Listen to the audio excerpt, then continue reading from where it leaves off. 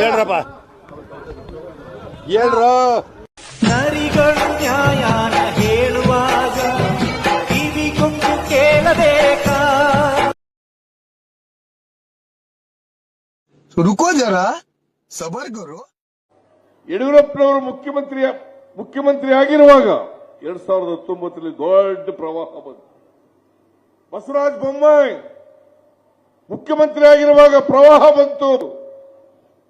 ಈಗ ನಾವು ಅಧಿಕಾರಕ್ಕೆ ಬಂದಿರುವಾಗ ಬರಗಾಲ ಬಂದಿದೆ ಕರ್ನಾಟಕದಲ್ಲಿ.